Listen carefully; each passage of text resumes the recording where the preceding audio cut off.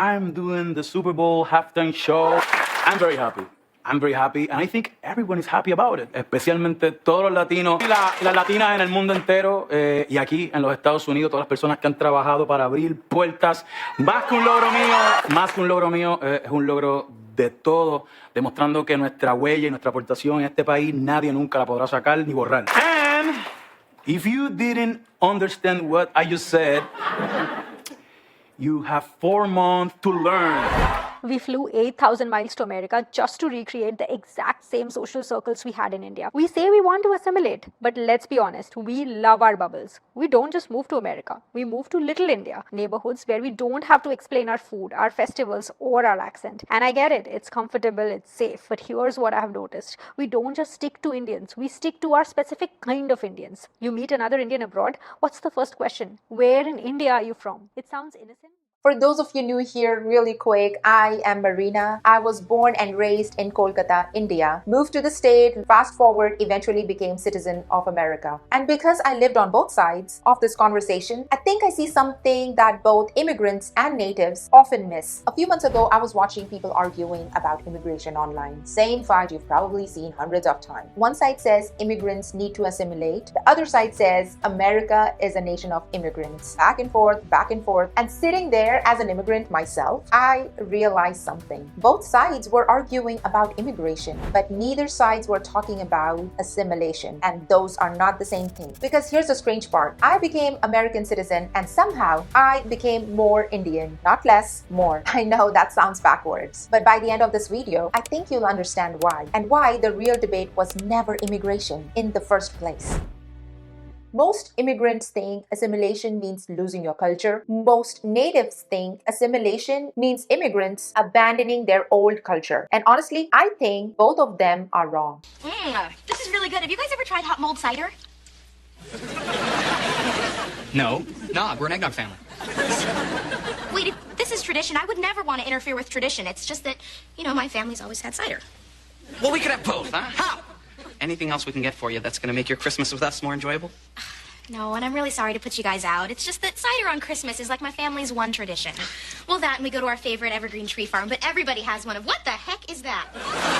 I don't know how many of you can relate to this, especially if you are Indian. You know when your son gets married and a new girl joins the family, she brings her own tradition, her own habits, her own way of doing things, and suddenly things start changing. People start getting uncomfortable. Why? Because something familiar is changing. Now think about that. That's one person inside one family.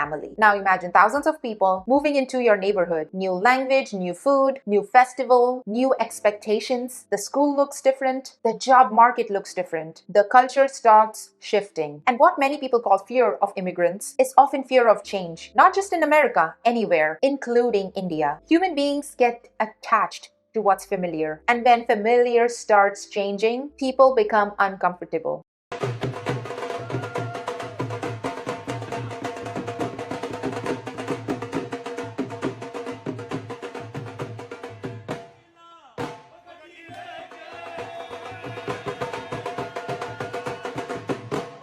Now, here's where I think both sides completely misunderstand each other. When American says assimilate, many immigrants here stop being Indian, stop speaking Hindi, stop speaking Bengali, stop eating kakra, stop celebrating Diwali, become, many say, quote unquote, white. I understand why people hear it that way. I really do. Because I used to hear it that way too. But here's my question. What exactly changed when I became American citizen? Seriously, think about it. I still eat Indian food. So does my American family whenever I cook. I still celebrate Indian festivals. Still speak my language, Hindi, Bengali. I didn't wake up one morning and decide to become everybody else. In fact, the opposite happened. I actually feel more Indian today than I did when I lived in India. Growing up in India, Western culture seemed cool. English was pushed on us. Hollywood was cool. I grew up watching Disney shows, Hannah Montana, High School Musical. I'm like, this is so cool. They wear colored clothes in schools. American brands were cool. A lot of us took our own culture for granted. Then I moved to America. And something weird happened. I became fascinated by India. People would ask me questions about my country I didn't know. I started learning more about India, culture, history, in depth, Indian tradition, Indian culture, Indian philosophy. Today, I know more about India than I ever knew back at home. I'm literally the person who will sit there debating why Bollywood movies are always musicals and why playback singer deserve credit that they don't get, yet calling it better than Hollywood. So if assimilation means losing your culture, my life makes no sense, right? Because becoming American somehow made me appreciate being Indian even more. I think assimilation is really important, being accepted by your surrounding. You don't need to present yourself in a way where You're not genuinely you. begging for acceptance or Yeah. anything. Like when my family moved to Japan, we are in a town where no one speaks English,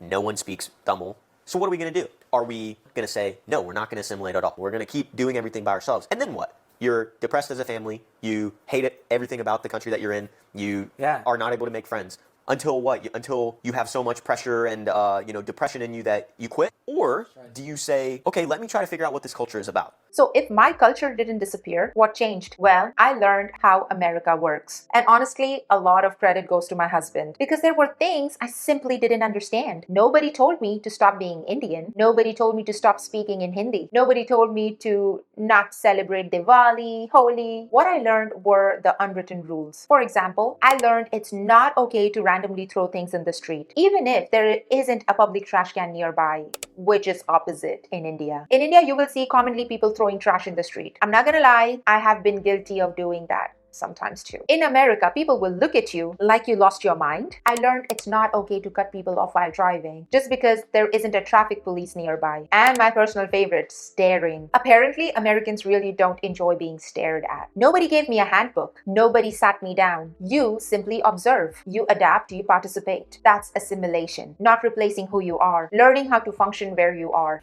I just love how friendly you are. I will be driving my car, and then when I pass you, you will just raise your hand, or you will raise a finger, or you will just do this. And I mean, you don't know me, but you greet me. I just feel like I'm the president. I feel like I'm someone important. Except for when you just zoom past me, because let's face it, Americans, you don't drive slow, okay? You don't drive slow. You always try to beat the speed limit. You try to beat the GPS. I mean, except for that, you're always just so friendly.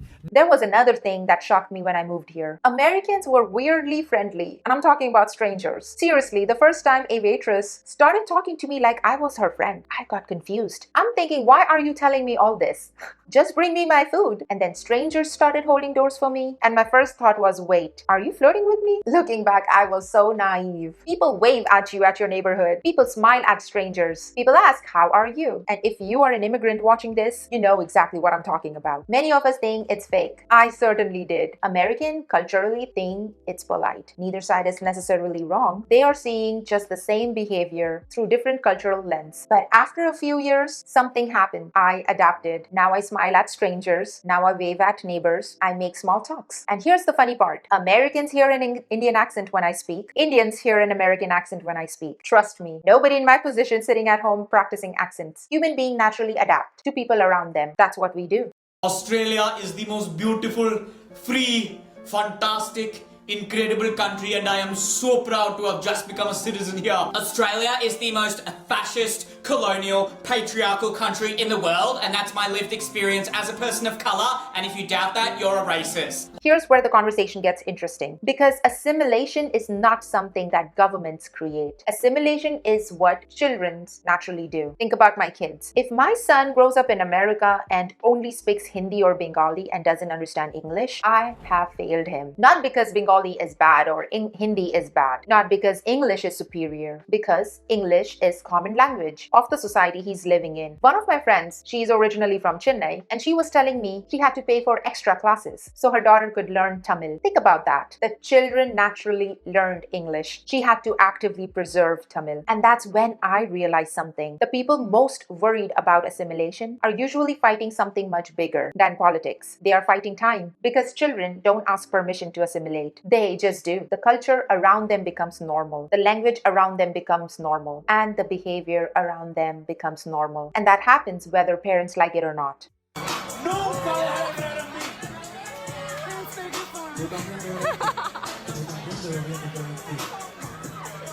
How do you feel about Bad Bunny performing at the Super Bowl? Absolutely outrageous and should not be happening. Why? Bad Bunny is somebody who hasn't done a tour in America because he hates America. Now, here's where some of you would probably disagree with me, and that's okay. I remember seeing debates around the performance of Bad Bunny in Super Bowl. He happened to perform in Spanish language in Super Bowl, which is considered an American USA event. And I noticed something. People immediately turned it into you either support diversity or you hate diversity. But I don't think that's what many people were actually arguing about. I think they were asking a different question. How much common culture a society needs? Because look, I am coming from India, one of the most diverse country on earth. Language, food. Most of the time somebody like me who's coming from West Bengal cannot relate with somebody coming from Gujarat. But yet, somehow people from Kolkata, Mumbai, Chennai, Delhi can all function together. Why? Because despite all those differences, there's still enough common ground. If somebody from West Bengal addressing the entire nation, they're probably not only speaking in Bengali. Not because Bengali is bad, because the goal is shared understanding. That's the point. Not uniformity, shared understanding. And this is where I think both sides miss each other. Some immigrants think assimilation means losing themselves. Some natives think assimilation means becoming exactly like them. Both are wrong. Assimilation isn't about becoming someone else. It's about participating in shared culture while still keeping your own. And ironically, the proof is standing right here. I became American citizen, yet somehow became more interested in India, more interested in my roots, more interested in my culture, because assimilation didn't erase my identity. It gave me enough distance to appreciate it. So when people ask, should immigrants change? I think that's the wrong question. The better question is, what must everybody share in order for a society to function? Because every successful society has differences. America does, India does, every country does. The challenge isn't diversity. The challenge is figuring out what needs to be shared and what can remain different. Because without some common language, some common expectations, some common value, diversity stops being a strength and becomes a collection of strangers living next to each other. Not a community, just strangers. And maybe that's why immigration was never really the debate. Assimilation is. And the funny thing is, the longer I've lived in America, the more I've realized that becoming part of a country and preserving your culture are not opposite. In many cases, they happen at exact same time. Let me know in the comments below what you think. Do you agree or disagree? Until next time, thank you.